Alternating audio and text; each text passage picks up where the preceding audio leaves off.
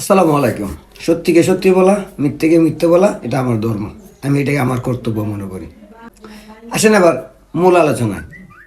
আপনারা সবাই জানেন, মাননীয় প্রধানমন্ত্রী শেখ হাসিনার মোটিভ বানানো যে ব্যক্তি মাননীয় প্রধানমন্ত্রী শেখ হাসিনার একটা মোটিভ বানাইছিল মূর্তি আকারে ভয়ঙ্কর রূপে। তার বাড়িতে নাকি আগুন লাগিয়ে তার বাড়ি পুড়িয়ে দেওয়া হয়েছে। বলা হচ্ছে দুর্বৃত্তরা করছে। না, আমার কাছে মনে হবে অন্য কিছু। আমার কাছে মনে হয় এই ব্যক্তি নিজেই নিজের বাড়িতে আগুন লাগিয়ে সাধারণ জনগণের এবং বর্তমান এনজিও সরকারের সিম্পিতি পাওয়ার চেষ্টা করতেছে। আপনাদেরকে মনে আছে কাফির কথা? সে কাফি নিজের বাড়িতে নিজে আগুন লাগিয়ে দিয়ে 50 লক্ষ টাকা বর্তমান এনজিও সরকারের কাছে দাবি করছিল। বলছিল আমার বাড়িতে 50 লক্ষ টাকার ক্ষতি হয়ে গেছে এই আগুন লাগার কারণে।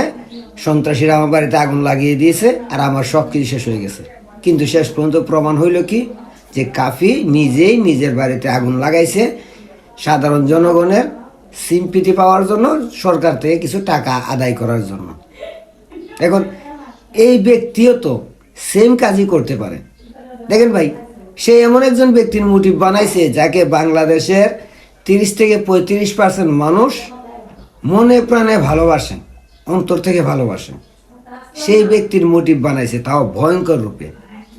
এখন সে হয়তো কাফির মতনই চিন্তা ভাবনা করছে যে আমার বাড়িটা আমি পুড়িয়ে দিব, তাহলে সরকার আমাকে কিছু অনেকগুলো টাকা দিবে, জনগণ আমার উপর সিম্পিতি দেখাবে, মিডিয়াতে আমি আসবো, ভাইরাল হয়ে যাব, আমার সব কিছুই ঠিক হয়ে যাবে, আমি সারা বাংলাদেশে পরিচিতি লাভ করব যে আমি একজন আর্টিস্ট।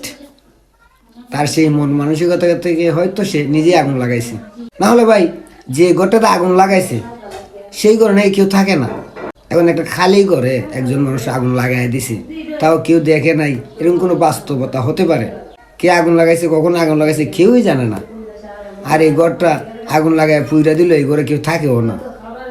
এখন আমার মনে হয় যে এই লোক কাফির মতোই চেষ্টা করছে নিজের বাড়ি নিজে পুড়িয়ে দিয়ে জনগণের সিম্পিতি পাওয়ার জন্য আর সরকারের কাছ থেকে কিছু টাকা আদায় করার জন্য। এটা আমার ব্যক্তিগত মতামত। আপনার কি মনে হয়, এই লোক কি নিজেই আগুন লাগাইছে নাকি আগুন লাগাই দিছে? আপনার মতামতটা অবশ্যই কমেন্টে জানাবেন।